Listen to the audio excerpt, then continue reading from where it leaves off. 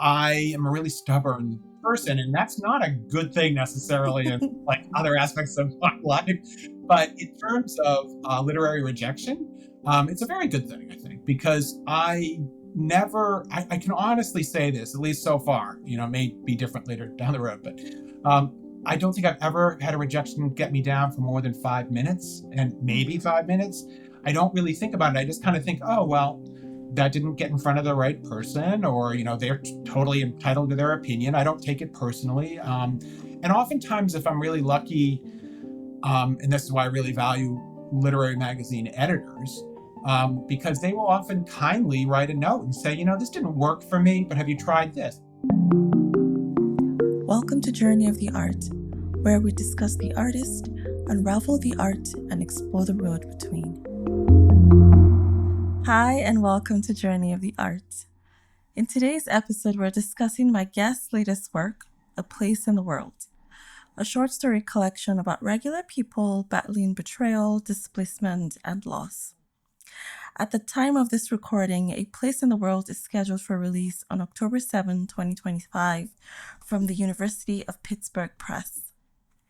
My guest and author of A Place in the World is Bill Gaythwaite. Bill's debut novel, Underburn, was published in 2023 by Delphinium Books. Bill is the 2025 winner of the Drue Heinz Literature Prize, as well as a 3-time Pushcart nominee. Welcome, Bill. Thank you for having me, Lola. I'm really happy to be here. You are very welcome. Well, before we begin the conversation, if you don't know, you can find Journey of the Art wherever you get your podcasts. So check us out on Spotify, Apple Podcasts, and other platforms to listen on the go, follow the show, and leave a comment. This really helps to boost our visibility so more folks like you can discover and join the community. Also, as always, I'd love to connect with you on Instagram, so please follow the show at Journey of the Art Pod. All right, Bill. If you could describe yourself in one word, what would that word be? Resilient? I love that. I love that. And that checks out because I was reading your interview with Publishers Weekly, and you talked about the stubbornness that you had to lean on to write the book. So that does make a lot of sense. And you've recently won the Drue Heinz Literature Prize, but you're also a 3-time Pushcart nominee. What does that feel like? Yeah, it feels good. I mean, it's been over a long period of time. I mean, the first story, and this is such a weird thing, but the first short story that I sent out, they accepted for publication, and this was like over 30 years ago, and it also got nominated for a Pushcart Prize 30 years ago.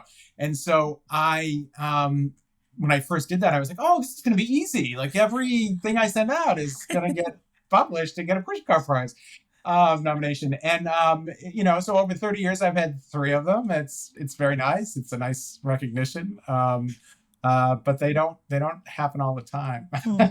Absolutely. And is there a pressure to write a book that will get you across the finish line to the winning position?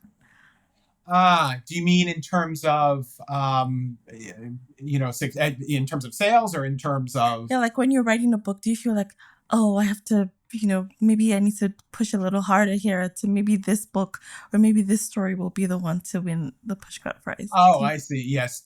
I really don't think like that. I think part of it because I've been doing it for so long, and I realize that prizes are it's certainly a benefit. It's really a nice thing to have happen. But it's not really why. And that's for most of us. I don't think that's why we do the writing after the prizes. But so I would hope that I don't have that in my head as I'm working. Yeah. It's one more thing to think about. Yeah. Yeah. Well, like you, I tend to have several how did they do that moments, as you mentioned in the interview with Publishers Weekly. So my next few questions are going to be about getting a bit into your thought process to see how you wrote some of these stories. And I want to start with the story. Well, this copy that I have with me is the advanced uncorrected proof. So the final one may not look this way, but I always like to show the book. Right. I want to start with the story, If You Only Knew. It's the story of a teenage boy and his family who are abandoned by the father and how they navigate life after this sudden departure of their breadwinner. Mhm. As with all the stories in this collection, it's well paced and the reader feels quite comfortable in this world that you've created. But the thing I found most striking about the story is the humor. I found several places outrightly hilarious, and I was wondering if you could share a bit about how you're able to weave humor into such painful stories. Well, that's a wonderful question. I and thank you so much. That's very kind of you. I I think part of it is in terms of when you're using, especially with dialogue for me. Um, I I grew up in a family. I had parents who were really funny people, like hilariously funny people. They told very funny stories. So there was a certain cadence to the communication that I experienced growing up, and I think that some of that seeps in sometimes when I'm working on a story, and I think about you know. Almost like a comedy timing type of thing. I appreciate it that you say that. Not sometimes I'll send somebody a story, they don't see the humor in it. It's kind of nice that you would see that. But yeah, I mean, I think part of it is you just kind of want to get in the head of the character. And I think in both of those cases, certainly with the brothers, there's a brother relationship in there, and then and also the mother who is dealing with changed circumstances. Right, It's kind of like not taking any prisoners at one point, and there's a lot of kind of back and forth between the characters that I think hopefully it's realistic. Hopefully it's but there's humor in that because I think in everyday life there is humor, and right, sometimes stressful situations can bring out some funny moments. right. But yeah, so Right. I really love that you did that because I think it made the stories more accessible. hmm, Because real life has a lot of pain, so we're constantly acquainted with pain and disappointment. But the way that you weave the humor into the story makes the story like you actually enjoy reading about this painful experience just because you've gotten into this character's head and you're being taken along on this journey. So kudos to you. I well, love that. that's really kind of you. Thank you so much. You're Thanks. very welcome. The other thing that I noticed is the element of suspense that you have in some of these stories. And I would say, particularly in the first and the second story. So, in the first story, it's, I know you use the word gay hustler, but I don't want to say that he's a hustler per Um, se.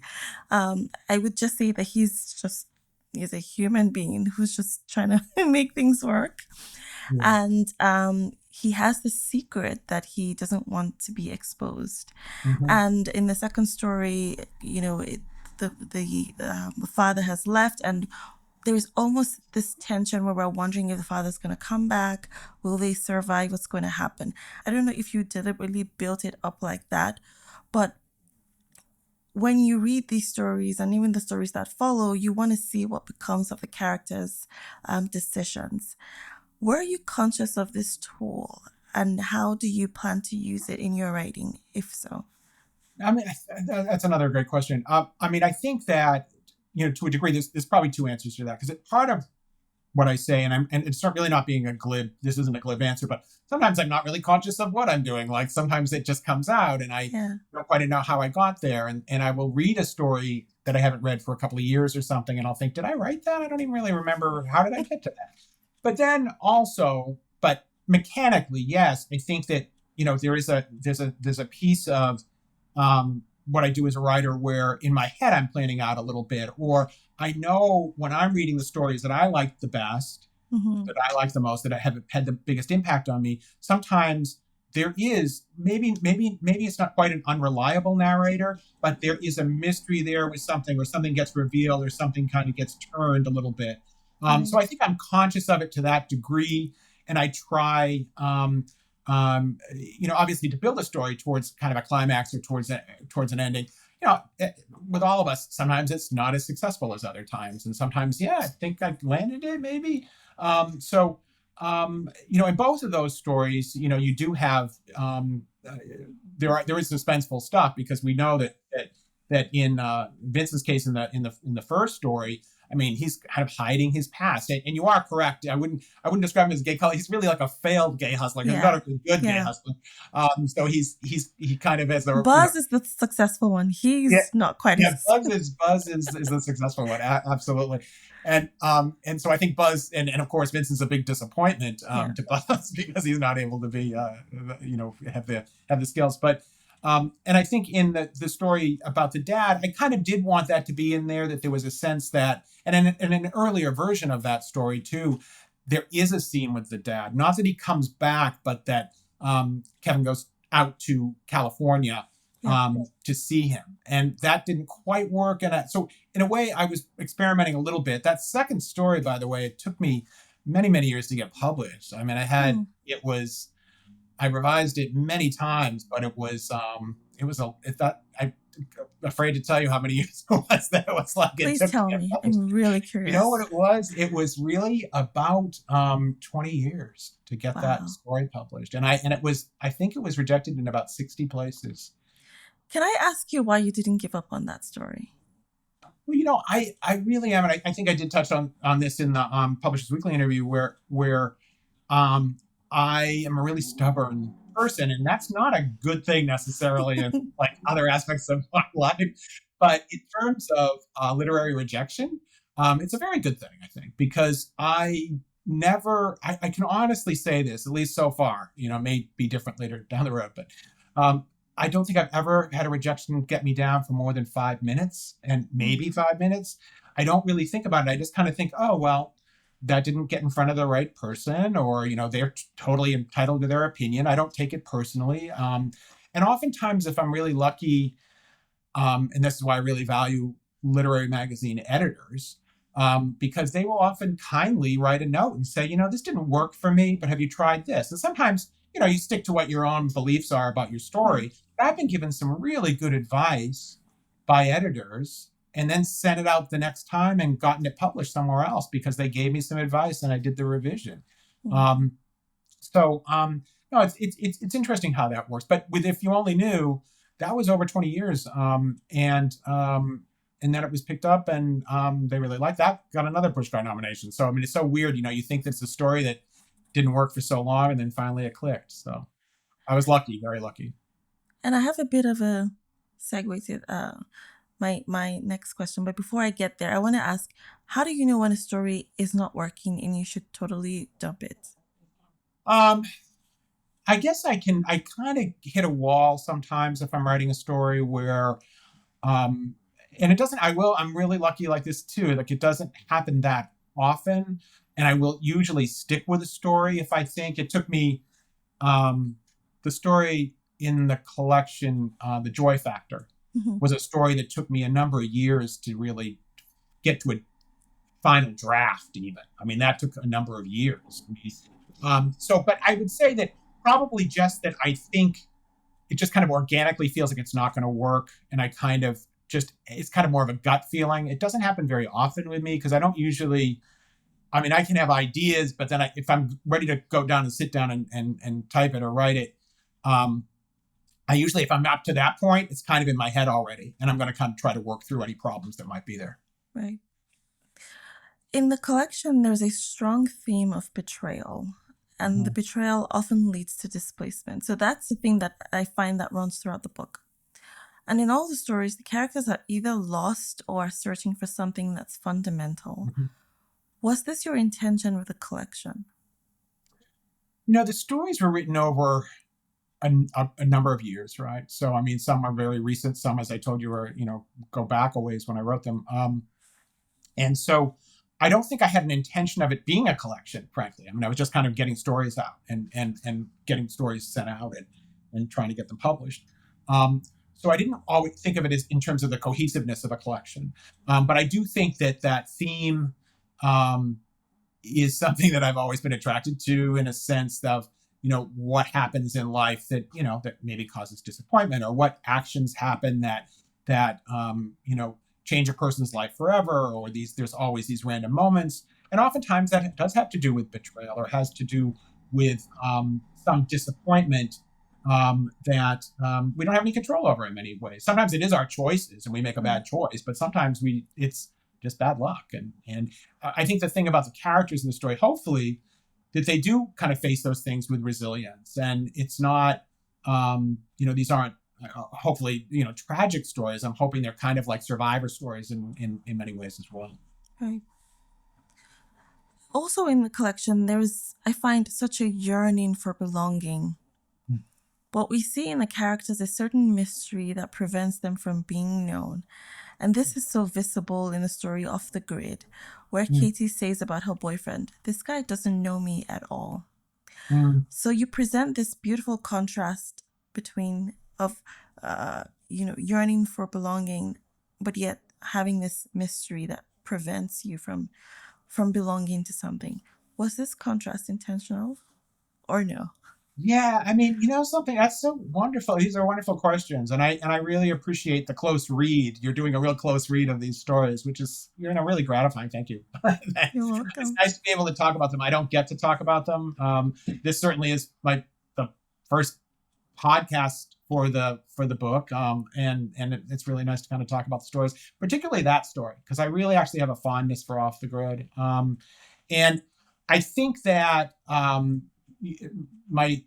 my sense of Katie, and sometimes when I'm doing this, and a lot of the work in the collection, as you saw, are first person, written in the first person narratives, and I kind of think of them as monologues when I'm working on, when I start them. So Right. you try to get inside the person's head and write it as monologue. And I had a real clear view of Katie from the start, that she was somebody who was incredibly strong, somebody who was resilient, somebody who had a lot of street smarts, but had this kind of a lost part within her. And I also I'm not a big fan of stories that always tie it up in little, red bows at the end, that we're all complicated people, and it's sometimes a little more complicated than that. So you kind of think with Katie, you think where it's going, but it kind of doesn't quite go that way. And I think that was intentional, in that I knew she was going to be a character who was kind of going to maybe surprise the reader, if that makes sense. Yeah. So I kind of had that in my head when I was writing the story.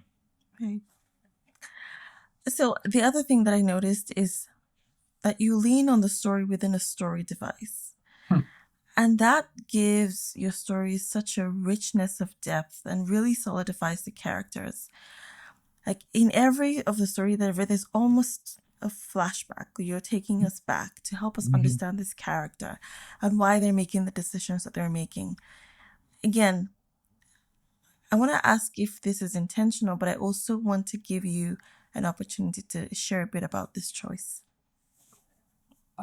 Yeah, I mean, I think that what's interesting is I am very interested in the decisions we make in the past and how they impact the present. So that is certainly a theme in a lot of my work. And I think that the idea of flashback, the idea of seeing someone in the present and then seeing what happened to make them that way, is just an interesting thing. It's interesting when I see it in other people's work as well. So it's something I do. I think it's intentional to a degree, but it's also at this point, because I've been writing for a long time, it's almost second nature. I'm not quite sure that I approach it and say, oh, this is going to be a flashback here, or there's going to be a flashback there. It's just kind of part of how my work happens to come out. I think. But there's certainly, I definitely know I'm aware that that's happening, and I'm aware I do something with time that which I think some people don't like very much. Like, I think I've had the criticism when I get a rejection on a story, somebody will be like, well, that's, you're too rooted in the past. Well, I was kind of like, well, that's kind of the point. Like, that was kind of the point. I mean, thank you, but I just kind of feel like it's the rejection, but it's also like, oh, you got what I was trying to do. Yeah. So, and that's very interesting that you mentioned that, because I was then going to ask you about the editing process for this collection. So you did say earlier on that you didn't plan this to be a collection, but at what point did you decide, okay, I have enough to make a collection? So that's my first question, and maybe I'll let you answer that first before I go into the other part. Yeah, I mean, I've been getting published for a lot of years, so I definitely had enough for a collection. I felt that for a while, but what's interesting is I have an agent who helped me, who's great, is a wonderful agent. He's terrific, and a good friend. And he helped me with the novel, getting the novel published, which happened in 2023. And again, I'm not like the youngest writer on the block, so I mean, having this happen at this age was a really gratifying thing. But I had these stories that I had been continuing getting published for 30 years. So I reached out to him and said, maybe we do a collection now. Like maybe I could do a collection. I have all these stories. And he said, oh, I think you really need to focus on the novel. You really want to focus on another novel. And I said, well, I kind of want to do the collection. I have all these stories. I can put them together. Would you mind if I sent that out on my own then? And he's like, sure, go ahead. Have at it. Which was very generous of him and very kind of him in terms of, to letting me do it. So that's how I decided I would put a collection together. I hadn't really sent out story collection. I think I had a couple of times in the past, but this was the first time I ever it's certainly the first time I ever sent it to the Drue Heinz Prize. So in that way, I did have the work. It just kind of came to me, gee, I have all these stories. I actually have enough for a couple of collections or 3 collections maybe, this was the time to kind of jump at it after I'd finished my novel and I was kind of looking around to see what I was going to do next. Mm-hmm. Can you tell me about the stories that didn't make the collection? Why did you dump them? That's a very interesting question too. Because, and it sounds so corny and people talk like this all the time and you kind of go, oh, really? Do you really feel that way? But the idea of stories being like your kids in a way, like kind of, it's very hard to make choices in terms of when you're making the cut of these stories. So all the stories that were in the submission are in the collection. They didn't kind of edit any of those. But I did have to make a decision, real tough decisions, because I have, dozens of stories. And this story is 11 stories. There was a certain word limit that they had for the submission guidelines. So yeah, you're faced with the fact that, I think I tried to do it too in terms of, let me kind of go back and forth. I have some third person stories in there. I'm mostly first person, but some third person stories in. And I also did want to stick to a theme. I'm really glad you picked up on the theme of that you mentioned. So I was trying to bring the cohesion in when I was putting the collection together. So it wasn't so much, saying,